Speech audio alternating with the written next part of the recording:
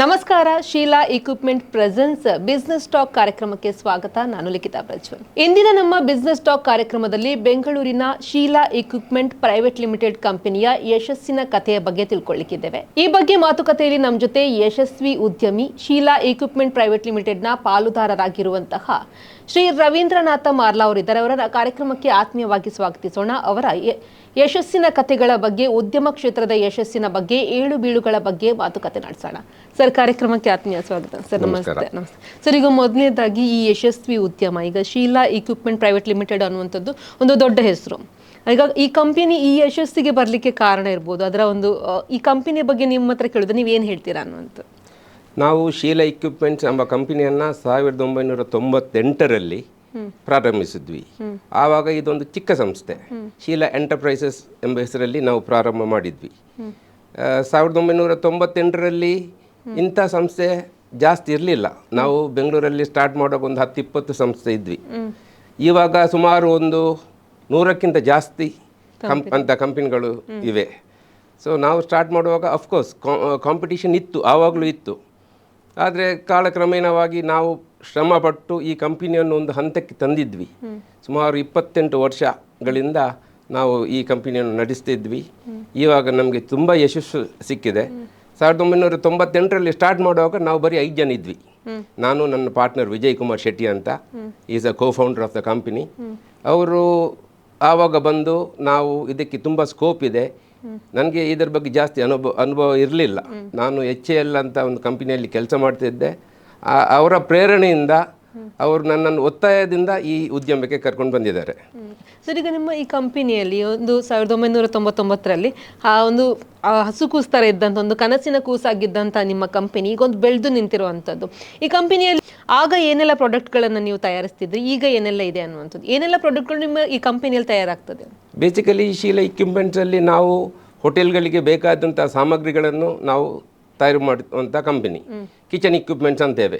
ಈ ಕಿಚನ್ಗೆ ಸಂಬಂಧಪಟ್ಟ ಎಲ್ಲ ವಸ್ತುಗಳನ್ನು ನಾವು ತಯಾರಿಸ್ತಿದ್ವಿ. 1998ರಲ್ಲಿ ನಾವು ಸ್ಟಾರ್ಟ್ ಮಾಡುವಾಗ ಅದೊಂದು ಲಿಮಿಟೆಡ್ ಪ್ರಾಡಕ್ಟ್ಸ್ ಇತ್ತು. 7-10 ಐಟಮ್ಗಳನ್ನು ಮಾತ್ರ ತಯಾರಿಸ್ತಿದ್ವಿ. ಇವಾಗ ನಾವು ಏನೆಲ್ಲ ಬೇಕು ಹೋಟೆಲ್ಗಳಿಗೆ, total design, right from design to installation ಅಂತ, it is a complete solution. ಒಂದು ಕಿಚನ್ ನೀವು ಮಾಡುವಾಗ ನಿಮಗೆ ಏನೆಲ್ಲ ಬೇಕಾಗುತ್ತೆ ಅದಕ್ಕೆ ನಾವು ಡ್ರಾಯಿಂಗ್ ಮಾಡ್ತೇವೆ. ಹೌದು, ಅವ್ರಿಗೆ ಏನೆಲ್ಲ ಅಗತ್ಯ ಇದೆ ಅದನ್ನೆಲ್ಲ ನಾವು ಆ್ಯಸ್ ಪರ್ ಕಸ್ಟಮೈಸ್ಡ್. ನಾವು ಇವಾಗ ಇಂಡಸ್ಟ್ರಿಯಲ್ ಡಿಸೈನ್, ಕಿಚನ್ ಡಿಸೈನಲ್ಲಿ ನಾವು ಕರ್ನಾಟಕದಲ್ಲೇ ನಾವು ನಂಬರ್ 1 ಅಂತ ಹೇಳ್ಬೋದು. ನಾವು ಎಲ್ಲ ಥರ ಇಂಡಸ್ಟ್ರಿಯಲ್ ಕಿಚನ್ಗೆ ಬೇಕಾಗುವಂಥ ರಿಕ್ವೈರ್ಮೆಂಟ್ಗಳನ್ನು ನಾವು ಇವಾಗ ತಯಾರಿಸಿ ಕೊಡ್ತಾ ಇದ್ವಿ. ಡ್ರಾಯಿಂಗ್ ಮಾಡಿ ಕಸ್ಟಮರ್ ಹತ್ರ ಕೇಳಿ ಏನೆಲ್ಲ ರಿಕ್ವೈರ್ಮೆಂಟ್ ಇದೆ, ಆ್ಯಸ್ ಪರ್ ಇಂಡಸ್ಟ್ರಿಯಲ್ ಗೈಡ್ಲೈನ್ಸ್ ಏನೆಲ್ಲ ತಯಾರು ಮಾಡಬೇಕು ಅದನ್ನೆಲ್ಲ ಮಾಡಿ, ರೈಟ್ ಫ್ರಮ್ ಈ ಬರ್ನರ್ಗಳಾಗಲಿ, ಡೀಪ್ ಫ್ರೀಸರ್ಸ್ಗಳಾಗಲಿ, ಎಕ್ಸಾಸ್ಟ್ ಸಿಸ್ಟಮ್ಗಳಾಗಲಿ, ಫ್ರೆಶರ್ ಸಿಸ್ಟಮ್ಗಳಾಗಲಿ, ಅಥವಾ ಏನೆಲ್ಲ ಕೌಂಟರ್ಸ್ಗಳು ಬೇಕು ಎಲ್ಲವನ್ನು ನಾವು ಡಿಸೈನ್ ಮಾಡಿ ಕೊಡ್ತೇವೆ. ಸರ್, ಈಗ ಈ ಬೇರೆಲ್ಲ ಉದ್ಯಮಗಳನ್ನು ಬಿಟ್ಟು ಈ ಒಂದು ಉದ್ಯಮನೇ ಯಾಕೆ ಅಂತ? ಅದೊಂದು ಯಕ್ಷ ಪ್ರಶ್ನೆ. ನಾನು ಮುಂಚೆ HAL ಇರುವಾಗ ನಾನು ಯಾವಾಗಲೂ ನೆನೆಸಿರಲಿಲ್ಲ ಈ ಒಂದು ಕಂಪನಿಯನ್ನು ಸ್ಟಾರ್ಟ್ ಮಾಡ್ತೇವೆ, ಈ ಕಂಪನಿಗೆ ಬಂದು ನಾನು ಸೇರಿಕೊಳ್ತೇನಂತ ನನಗೂ ಗೊತ್ತಿರಲಿಲ್ಲ. ವಿಜಯ್ ಕುಮಾರ್ ಶೆಟ್ಟರು ಆವಾಗ ಹೇಳಿದರು, ಇದರಲ್ಲಿ ತುಂಬ ಸ್ಕೋಪ್ ಇದೆ, ನಾವು ಸೇರಿಬಿಟ್ಟು ಇದನ್ನು ಮಾಡೋಣ ಅಂತ ಅವ್ರು ಹೇಳಿದ ಮೇಲೆ ನನಗೂ ಆವಾಗ ಅನಿಸಿತ್ತು. ಯಾಕಂತ ಹೇಳಿದರೆ ದಕ್ಷಿಣ ಕನ್ನಡದಿಂದ ಬಂದವರು ತುಂಬ ಜನ ಹೋಟೆಲ್ ಮಾಡ್ತಿದ್ರು. ಹಾಗಾಗಿ ನಮಗೆ ಆ ಕಾಂಟ್ಯಾಕ್ಟ್ಸ್ಗಳಿತ್ತು. ಬೆಂಗಳೂರಲ್ಲಾಗಲಿ, ಮುಂಬೈಯಲ್ಲಾಗಲಿ ನಮ್ಮ ದಕ್ಷಿಣ ಕನ್ನಡದವರೇ ಎಲ್ಲ ಹೋಟೆಲ್ ನಡೆಸೋರು, ದೊಡ್ಡ ದೊಡ್ಡ ಉದ್ಯಮಿಗಳು, ಅವರ ಕಾಂಟ್ಯಾಕ್ಟ್ಸ್ ಇತ್ತು. ಅದಕ್ಕೆ ನನಗೆ ಒಂದು ಪ್ರೇರಣೆ ಅಥವಾ ನನಗೊಂದು ಧೈರ್ಯ ಇತ್ತು, ಇವರು ನಮ್ಮನ್ನು ಸಪೋರ್ಟ್ ಮಾಡಬಹುದು ಅಂತ.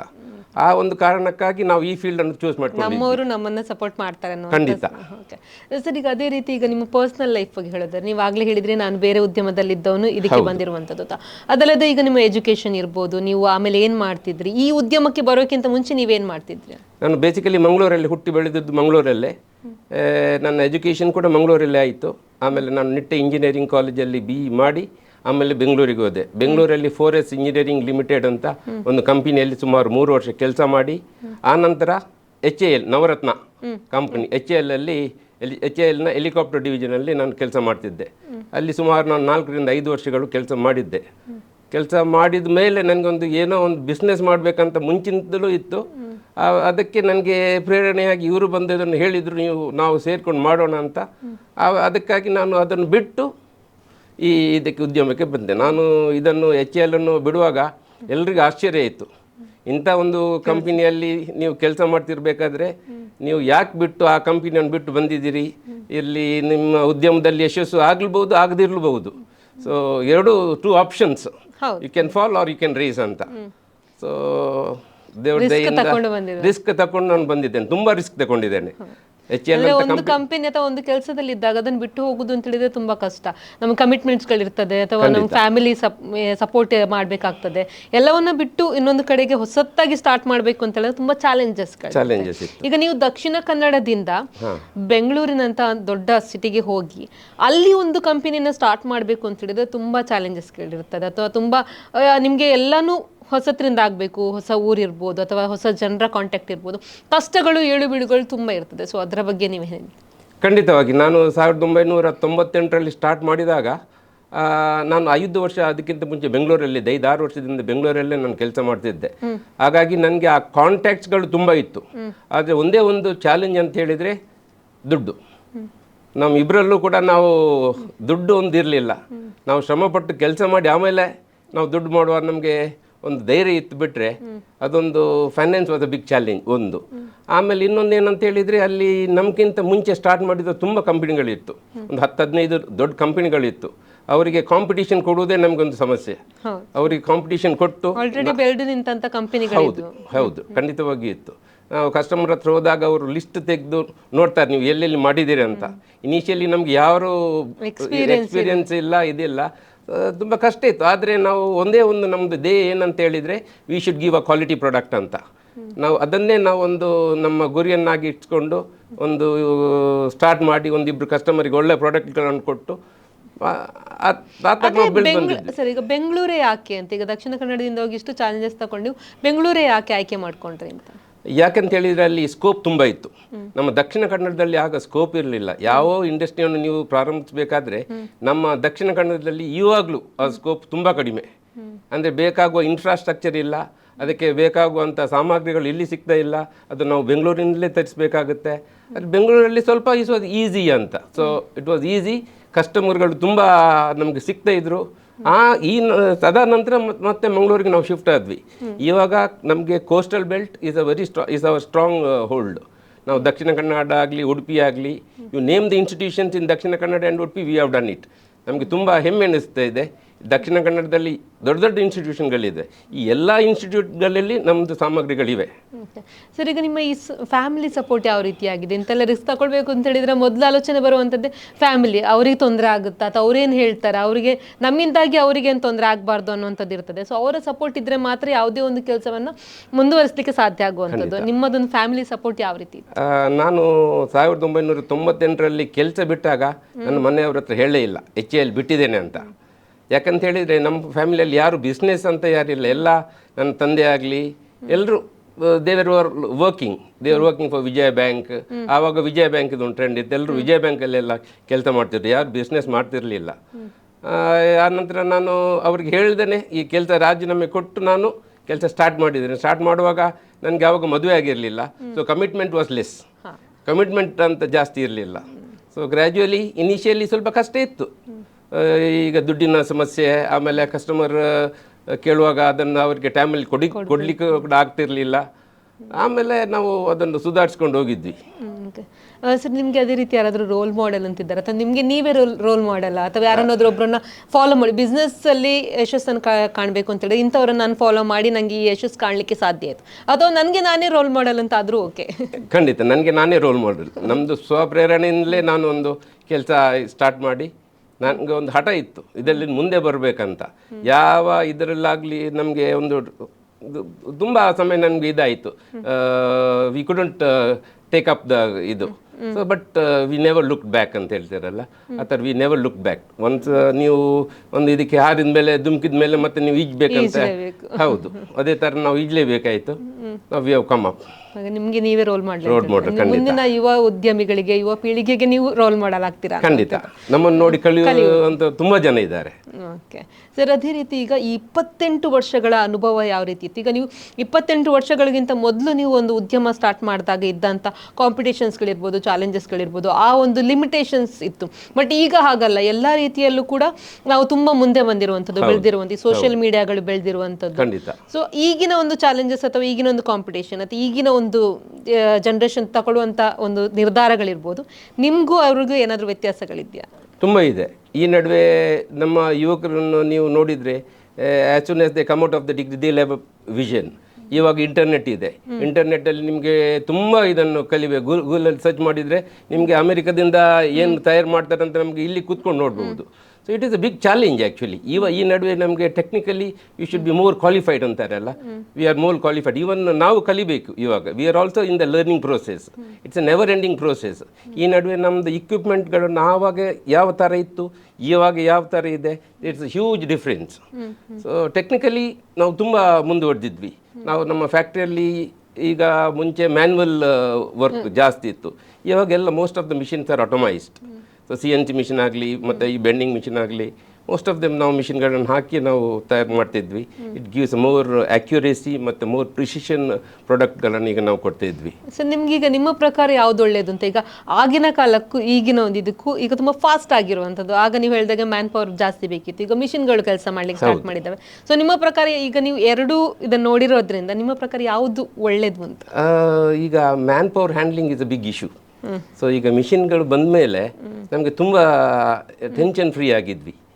ಆದರೆ ಅಫ್ಕೋರ್ಸ್ ನಾಟ್ ಟೋಟ್ಲಿ. ಇದು ನಮ್ಮ ಫೀಲ್ಡಲ್ಲಿ ದೇಸ್ ಅ ಲಿಮಿಟೇಷನ್. ಎಲ್ಲ ಇದಕ್ಕೂ ನಾವು ಮಿಷಿನ್ಗಳನ್ನು ಯೂಸ್ ಮಾಡಲಿಕ್ಕೆ ಆಗೋದಿಲ್ಲ, ಮ್ಯಾನ್ ಪವರ್ ಬೇಕೇ ಬೇಕು. ಆದರೂ ಇವಾಗ ಈ ನಡುವೆ ಸ್ವಲ್ಪ ಈ ಮಿಷಿನರಿ ಬಂದ ಮೇಲೆ ನಮಗೆ ಸ್ವಲ್ಪ ಲೇಬರ್ ಹ್ಯಾಂಡ್ಲಿಂಗ್ ಸ್ವಲ್ಪ ಕಡಿಮೆ ಆಗಿದೆ. ಆ ಟೆನ್ಷನ್ ಒಂದು ಸ್ವಲ್ಪ ಮಟ್ಟಿಗೆ ಕಡಿಮೆ ಆಗಿದೆ.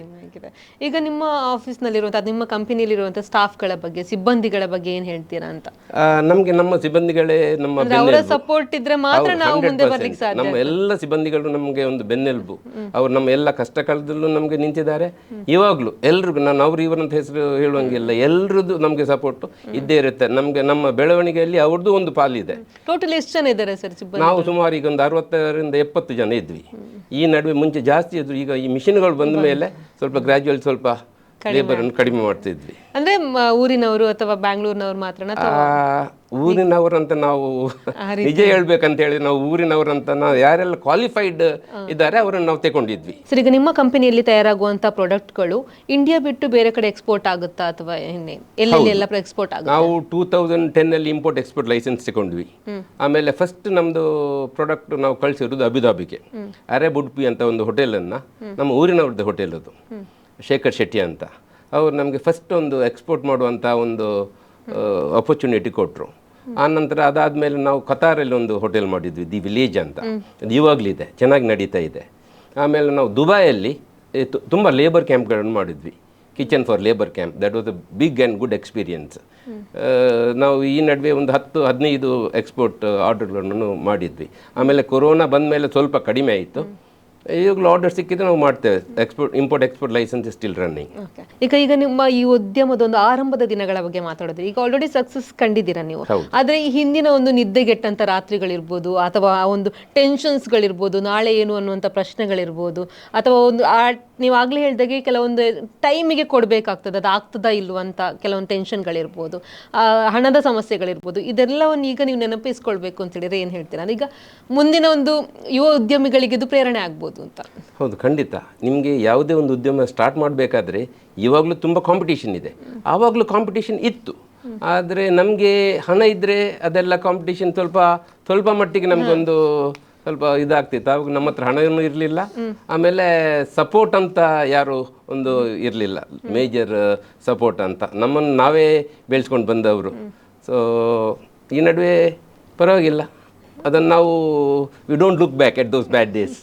ಆದ್ರೂ ಕೂಡ ಅದು ಈಗಿನ ಅವ್ರ ಜನರೇಷನ್ಗೆ ಗೊತ್ತಿರೋದಿಲ್ಲ, ಆ ಹಿಂದಿನ ಒಂದು ನೋವುಗಳು, ಕಷ್ಟದ ದಿನಗಳು, ಈಗಿನ ದಿನಗಳೇ ಬೇರೆ, ಆಗಿನ ದಿನಗಳೇ ಬೇರೆ ಅಂತ. ಸೊ ಅಂತವರಿಗೆ ಸ್ಫೂರ್ತಿ ಆಗ್ಬೋದು ಅನ್ನೋಂಥ. ನೀವು ನಿಮ್ಮ ಶ್ರಮ ಪಟ್ಟು ಒಂದು ಮೋಟಿವ್ ಇಟ್ಕೊಂಡು ಮಾಡಿದ್ರೆ ಖಂಡಿತ ಯಶಸ್ಸನ್ನು ನೀವು ಕಾಣ್ತೀರಾ. ನಿಮ್ಮ ಬಗ್ಗೆ ನಿಮಗೆ ಫಸ್ಟ್ ಕಾನ್ಫಿಡೆನ್ಸ್ ಇರಬೇಕು. ಹೌದು, ನಮ್ಮ ಬಗ್ಗೆ ನಮಗೆ ಕಾನ್ಫಿಡೆನ್ಸ್ ಇರಬೇಕು. ನಾವೊಂದು ಅದನ್ನು ಒಂದು ಫಿಕ್ಸ್ಡ್ ಥಾಟ್ಸ್ ಇರಬೇಕು, ಮಾಡಿಯೇ ಮಾಡ್ತೇವೆ ಅಂತ. ಆ ಥರ ಮಾಡಿದರೆ ಖಂಡಿತ ಯಶಸ್ಸನ್ನು ಕಾಣಲಿಕ್ಕೆ ಸಾಧ್ಯ ಇದೆ. ಎಷ್ಟೋ ಕಾಂಪಿಟೇಷನ್ ಇದ್ರೂ ನಾವು ಮಾಡ್ಬೋದು. ಈಗ ಹಣ ಇಲ್ಲದ ಟೈಮಿಂದ ಈ ಒಂದು ಲೆವೆಲ್ಗೆ ಬಂದರೆ, ಅಂದರೆ ಝೀರೋದಿಂದ ಈಗ ಹೀರೋ ಆಗಿದ್ದೀರಾ ಅಂತ ಹೇಳ್ಬೋದು. ಸೊ ಈ ದಿನಗಳ ಬಗ್ಗೆ ಇರ್ಬೋದು, ಹೇಗೆ ನಿಮ್ಮ ಪ್ರಕಾರ ಅದು ಹೇಗೆ ಸಾಧ್ಯ ಆಯಿತು ಅಂತ? Two things. ನಾವು ಯಾವಾಗಲೂ ನಾವು ಸ್ಟಾರ್ಟ್ ಮಾಡುವಾಗ ಕೂಡ ನಾವು ಚೀಪಲ್ಲಿ ಯಾವುದನ್ನು ಕೊಡ್ತಾ ಇರಲಿಲ್ಲ. We gave a quality product and post sale service ಅಂತಾರಲ್ಲ, thing was our motto, quality and post sale service. ಇದನ್ನೇ ಹಿಡ್ಕೊಂಡು ನಾವು ಬಂದು ನಾವು ತುಂಬ ಯಶಸ್ಸನ್ನು ಕಂಡಿದ್ವಿ. ಸಪ್ಲೈ ಮಾಡೋರು ತುಂಬ ಜನ ಇರ್ತಾರೆ, ಎಲ್ಲ ಇಕ್ವಿಪ್ಮೆಂಟ್ಗಳನ್ನು ಮಾಡ್ತಾರೆ, ಸಪ್ಲೈ ಮಾಡ್ತಾರೆ ಒನ್ ಟೈಮ್. ಆದರೆ ಆ ಸೇಲ್ಸ್, ಆಫ್ಟರ್ ಸೇಲ್ಸ್ ಸರ್ವಿಸ್ ಇದೆಯಲ್ಲ, ತುಂಬ ಇಂಪಾರ್ಟೆಂಟ್. ನಾವು ಕಸ್ಟಮರ್ಗೆ ಯಾವಾಗಲೂ ಸ್ಯಾಟಿಸ್ಫ್ಯಾಕ್ಟ್ರಿ ಸರ್ವಿಸ್ ಕೊಡಬೇಕು. ಸೊ ನಮ್ಮ ಕಡೆಯಿಂದ ನಾವು ಅದಕ್ಕೆ ಅಂತಲೇ ಒಂದು ಟೀಮನ್ನು ಇಟ್ಕೊಂಡಿದ್ವಿ. ನಾವು ಕೊಟ್ಟ ಪ್ರತಿ ಒಂದು ಕಸ್ಟಮರ್ ಯಾವ ಟೈಮಲ್ಲಿ ಕಾಲ್ ಮಾಡಿದ್ರು ಎನಿವೇರ್ ಇನ್ ಇಂಡಿಯಾ ನಾವು ಕಳಿಸ್ಕೊಡ್ತೇವೆ. ಸೊ ನಮ್ಗೆ ಅದ್ರ ಬಗ್ಗೆ ನಮಗೆ ತುಂಬ ಹೆಮ್ಮೆ ಇದೆ. ನಮ್ಮ ಕಸ್ಟಮರ್ಗಳು ತುಂಬ ಎಪ್ರಿಷಿಯೇಷನ್ ಸರ್ಟಿಫಿಕೇಟ್ಗಳನ್ನು ಕೊಟ್ಟಿದ್ದಾರೆ. ಈಗ ನೀವು ಹೇಳಿದಾಗೆ ಕಸ್ಟಮರ್ಗಳನ್ನು ನಾವು ಖುಷಿ ಪಡಿಸಬೇಕು ಅನ್ನೋಂಥದ್ದು. ಈಗ ಬೇರೆ ಬೇರೆ ಮನಸ್ಥಿತಿಯ ಕಸ್ಟಮರ್ಗಳು ಸಿಗ್ತಾರೆ, ಒಂದೇ ರೀತಿ ಎಲ್ಲರೂ ಇರೋದಿಲ್ಲ. ಅವರು ಒಬ್ಬೊಬ್ಬರಿಗೆ ಅವ್ರದ್ದೇ ಒಂದು ಆಲೋಚನೆಗಳಿರ್ತವೆ, ಇದೇ ರೀತಿ ಆಗಬೇಕು ಅನ್ನೋಂತಿರ್ತದೆ. ಇನ್ನು ಕೆಲವರು ಪರವಾಗಿಲ್ಲ, ಒಳ್ಳೇದಾದರೆ ಆಯಿತು ಅನ್ನೋ ರೀತಿಯಲ್ಲೂ ಒಂದು ಕನ್ವಿನ್ಸ್ ಆಗೋರು ಕೂಡ ಇರ್ತಾರೆ. ಸೊ ಇಂಥವ್ರನ್ನ ಯಾವ ರೀತಿ ಹ್ಯಾಂಡಲ್ ಮಾಡಬೇಕು? ಅಲ್ಲ, ಬೇರೆ ಬೇರೆ ಇದವರು ಇರ್ತಾರೆ. ನಾವು we should have that skill of satisfaction. ಯಾವ ರೀತಿ ಅವರನ್ನ ಸಮಾಧಾನ ಪಡಿಸಬೇಕು, ಅವರನ್ನ ಹ್ಯಾಂಡಲ್ ಮಾಡಬೇಕು ಅನ್ನುವಂಥದ್ದು ನೀವು ಟಿಪ್ಸ್ ಕೊಡೋದಾದ್ರೆ ಏನು ಹೇಳ್ತೀರಾ? ನಾವು ತುಂಬಾ ಪೇಷನ್ಸ್ ಅಲ್ಲಿ ಕೇಳಬೇಕು. ಕಸ್ಟಮರ್ಸ್ ಏನು ಹೇಳಿದ್ರು ನಾವು ಅದನ್ನು ಪೇಷನ್ಸ್ ಅಲ್ಲಿ ಕೇಳಬೇಕು. ನಮಗೆ ಕೇಳುವಂತಹ ಕೆಪಾಸಿಟಿ ಇರಬೇಕು. ಹೌದು. ಆಮೇಲೆ ಕಾಲಕ್ರಮೇಣ ಅದು ಸ್ಯಾಟಿಸ್ಫ್ಯಾಕ್ ಆಗ್ತಾರೆ. ನಮಗೆ ಎಕ್ಸ್ಪ್ಲೇನ್ ಮಾಡುವಂತ ಟೆಕ್ನಿಕಲಿ ನಾವು ಸ್ಟ್ರಾಂಗ್ ಇರಬೇಕು. ನಾವು ಟೆಕ್ನಿಕಲಿ ಸ್ಟ್ರಾಂಗ್ ಇದ್ದವರನ್ನು ಕನ್ವಿನ್ಸ್ ಮಾಡಿದ್ರೆ ಖಂಡಿತವಾಗಿ ಎಲ್ಲರೂ ಸ್ಯಾಟಿಸ್ಫ್ಯಾಕ್ಟ್ ಆಗಿ ಆಗ್ತಾರೆ. ಅಂದ್ರೆ ನಾಲೆಜ್ ಇರಬೇಕು, ನಾಲೆಜ್, ಪ್ರಾಡಕ್ಟ್ ನಾಲೆಜ್ ನಿಮ್ಗೆ ಇರಬೇಕು. Unless you have the product knowledge, it is very difficult to make a business ಅಂತ. ಪೇಷನ್ಸ್ ಇರಬೇಕು, ಕೇಳುವಂತ ತಾಳ್ಮೆ ಇರಬೇಕು ಅಂತ. ಇದು ನಾವು ಇಂಥ ಸಮಸ್ಯೆಗಳನ್ನು ತುಂಬಾ ಅನುಭವಿಸಿದ್ವಿ. ಸರ್, ಈಗ ನಿಮ್ಗೆ ಯಾರಾದರೂ ಇದು ನಿನ್ನಿಂದ ಸಾಧ್ಯನೇ ಇಲ್ಲ, ಇದು ಆಗೋದಿಲ್ಲ, ಯಾಕೆ ಬೇಕಿತ್ತು ಇಂಥ ರಿಸ್ಕ್ ತಗೊಳ್ಳುವಂಥ ಕೆಲಸ, ಸುಮ್ಮನೆ ಆ ಕೆಲಸ ಮಾಡ್ಕೊಂಡಿರ್ಬೋದಿತ್ತು, ತಿಂಗಳಿಗೆ ಇಷ್ಟು ಅಂತ ಇನ್ಕಮ್ ಬರ್ತಿತ್ತು, ಯಾಕೆ ಬೇಕಿತ್ತು ಅಂತ ಹೇಳಿದ್ದಾರೆ, ಅಥವಾ ಅಂತ ಹೇಳಿದ ಟೈಮಲ್ಲಿ ನಿಮ್ಗೆ ಯಾವ ರೀತಿ ಅನುಭವ ಆಗಿತ್ತು, ಈಗ ಹೇಗೆ ಅನಿಸ್ತಾ ಇದೆ ಅಂತ? ತುಂಬ ಜನ ಹೇಳಿದ್ರು. ನಾನು HL ಅಂತ ಸಂಸ್ಥೆಯನ್ನು ಬಿಡುವಾಗ ಆಲ್ಮೋಸ್ಟ್ 99% ಜನರು ಅದನ್ನೇ ಹೇಳಿದ್ದು, ನೀವು ಇಂಥ ಒಂದು ಗೌರ್ಮೆಂಟ್ ಕೆಲಸ ಬಿಟ್ಟು ಯಾಕೆ ಬಂದಿದ್ದೀಯಾ ಅಂತ. ಆದರೆ ಒಂದ್ಸರಿ ಬಿಟ್ಟು ಬಂದ ಮೇಲೆ ನನಗೆ ಬೇರೆ there was no looking back ಅಂತಾರಲ್ಲ, ಅದಕ್ಕೆ we put in all efforts to see that I become a successful businessman. So it gave result. Sir, ಯಾವತ್ತಾದ್ರೂ ನಿಮಗೆ ಇದೆಲ್ಲ ಸಾಕಪ್ಪ, ನನಗೆ ಟೆನ್ಷನ್ಸ್ಗಳು ಸಾಕು, ಇದೆಲ್ಲ ಬಿಟ್ಟು ಬಿಡೋಣ ಒಂದ್ಸಲ, ಬೇಡ ಇದು ಅಂದರೆ ತುಂಬ ಈಗ ಏನಾಗಿದೆ ಅಂತ ಹೇಳಿದ್ರೆ ಸಣ್ಣ ಪುಟ್ಟ ಟೆನ್ಷನ್ಗಳನ್ನು ತಡ್ಕೊಳ್ಳೋ ಶಕ್ತಿ ಯಾರಿಗೂ ಇಲ್ಲ. ಸ್ಟ್ರೆಸ್ಸನ್ನು ತಗೊಳ್ಳುವಂಥದ್ದು ಇರ್ಬೋದು, ಅಥವಾ ಏನೋ ಒಂದು ಟೆನ್ಷನ್ಗಳಾದಾಗ ಅದು ಆ ಜಾಗದಿಂದ ಬಿಟ್ಟು ಹೋಗುವಂಥದ್ದು, ಇದು ನನಗೆ ಬೇಡ ಅಂತ ಅರ್ಧದಲ್ಲಿ ಬಿಟ್ಟು ಹೋಗುವಂಥವ್ರೇ ಜಾಸ್ತಿ ಇರೋದ್ರಿಂದ. ಈ 28 ವರ್ಷಗಳಲ್ಲಿ ನಿಮ್ಗೆ ಯಾವತ್ತಾದ್ರೂ ಅಂತ ಅನುಭವ ಆಗಿದ್ಯಾ? ನೀವೇನ್ ಮಾಡಿದ್ರಿ? ತುಂಬಾ ಸರಿಯಾಗಿದೆ. ಈ ಟೆನ್ಷನ್ಗಳು ಬಂದಾಗ ತುಂಬಾ ಸರಿ, ಯಾಕೆ ಬೇಕಿತ್ತು, ಇದು ನಮ್ದು ಸ್ಯಾಲ್ರಿ ಕೆಲಸನೇ ಚೆನ್ನಾಗಿತ್ತು ಅಂತ ತುಂಬಾ ಸರಿ ಅನಿಸಿದೆ. ರಜೆ ಸಿಗ್ತದೆ, ಸ್ಯಾಲ್ರಿ ಸಿಗ್ತದೆ, ಯಾಕೆ ಬೇಕಿತ್ತು. ಆದ್ರೆ ದಟ್ ಫ್ರೀಡಮ್ ಅಂತ ಹೇಳ್ತಾರಲ್ಲ, ನಮ್ದು ಓನ್ ಇದು ಮಾಡುವಾಗ ಆ ಫ್ರೀಡಮ್ ನಮ್ಗೆ ಕೆಲಸದಲ್ಲಿ ಇರುವಾಗ ಸಿಗೋದು ಕಷ್ಟ. So we enjoyed working. ಈಗ ನಿಮ್ಮ ಪರ್ಸನಲ್ ಲೈಫ್ ಇರ್ಬೋದು ಅಥವಾ ಈ ಪ್ರೊಫೆಷನಲ್ ಲೈಫ್ ಇರ್ಬೋದು, ಇದನ್ನೆಲ್ಲವನ್ನು ಒಂದ್ಸಲ ಹಿಂದೆ ತಿರುಗಿ ನೋಡಿದಾಗ ನಿಮಗೆ ತುಂಬಾ ಖುಷಿ ಆಗುವಂಥದ್ದು ವಿಷಯ ಏನು, ಅಥವಾ ನಾನು ಹೀಗೆ ಮಾಡಬಾರ್ದಿತ್ತು ಅಂತ ಅನಿಸುವಂಥ ವಿಷಯಗಳೇನೇ ಆದ್ರೂ ಇದೆಯಾ? ಯಾವುದು? ಎರಡು ಹೋಗು ಹೇಳ್ಬೋದು. ಇನಿಷಿಯಲಿ ನಾವು ಒಂದು ಸ್ಟಾರ್ಟ್ ಮಾಡಿ ಒಂದು 5-6 ವರ್ಷದ ಮೇಲೆ we crossed 1 crore 1 crore business. ಆವಾಗ ತುಂಬ ಖುಷಿ ಆಯ್ತು, ನಾನು ಒಂದು ಕೋಟಿ ಬಿಸ್ನೆಸ್ ಆಯ್ತಲ್ಲ ಅಂತ. ಅಫ್ಕೋರ್ಸ್ ಅದು ಇಯರ್ಸ್ ಬ್ಯಾಕ್. ಈಗ ನಾವು ತುಂಬ ಬಿಟ್ಟು ಮುಂದೆ ಬಂದಿದ್ವಿ. ಅದು ನಮಗೆ ತುಂಬ ಖುಷಿಯಾದಂಥ ಇದೊಂದು. ಮತ್ತೆ ಕಸ್ಟಮರ್ ಯಾವಾಗ ಸ್ಯಾಟಿಸ್ಫೈ ಆಗಿ ಅವ್ರಿಗೆ ನಮಗೆ ಒಂದು ಪ್ರಶಂಸಾ ಪತ್ರ ಕೊಡ್ತಾರಲ್ಲ, that will be the most satisfying. ಅಂದರೆ ಈ ಕೆಲಸ ಮಾಡಬಾರ್ದಿತ್ತು ಅಂತ ಏನಾದರೂ ಇಲ್ಲ, ಆ ಥರ ಯಾವಾಗಲೂ ಬಂದಿಲ್ಲ. ಎಲ್ಲರೂ ಅನುಭವ ಅಂತ ನಾವು ತಗೊಂಡಿದ್ವಿ. ಓಕೆ ಸರ್, ಈಗ ಈ ಒಂದು ಇಂಡಸ್ಟ್ರಿಯಲ್ ಕಿಚನ್ ಇಕ್ವಿಪ್ಮೆಂಟ್ನ ಮೇಕ್ ಇನ್ ಇಂಡಿಯಾ ದೃಷ್ಟಿಯಿಂದ ಹೇಗೆ ಸಹಾಯಕ? ನಾವು ನಮ್ಮ ಆ್ಯಕ್ಚುಲಿ ಪ್ರಾಡಕ್ಟಲ್ಲಿ 90% ಆಫ್ ದ ರಾ ಮೆಟೀರಿಯಲ್ಸ್ ನಾವು ನಮ್ಮ ದೇಶದಲ್ಲಿ ಆಗುವಂಥ ವಸ್ತುಗಳನ್ನು ಉಪಯೋಗಿಸ್ತಿದ್ವಿ. ಅಫ್ಕೋರ್ಸ್ 10% ನಾವು ಬೇರೆ ಕಡೆಯಿಂದ ಇಂಪೋರ್ಟ್ ಮಾಡ್ತೇವೆ. ನಾವು ದುಬೈಯಲ್ಲಿ ಮಾಡುವಾಗ ನಾನು ಒಂದ್ಸರಿ ಯಾರೋ ಹೇಳಿದರು ನಿಮ್ಮ ಪ್ರಾಡಕ್ಟ್ ಬಗ್ಗೆ ಹೇಳಿ ಅಂತ. So I was very happy that we said that we bring from India and delivery it in Dubai ಅಂತ. 1970s 80s ಎಲ್ಲ ದುಬೈಯಿಂದ ಯಾರಾದರೂ ಬಂದಾಗ ನಾವು ಓಡ್ತಿದ್ವಿ to see the watch perfume chocolates. ಇವಾಗ ನಾವು ಇಂಡಿಯಾದಿಂದ ತಗೊಂಡೋಗಿ ದುಬೈಯಲ್ಲಿ ಕೊಡ್ತಾ ಇದ್ವಿ ಅಂತ ಹೇಳುವಾಗ ನಮಗೆ ತುಂಬ ಹೆಮ್ಮೆ ಅನ್ನಿಸ್ತು.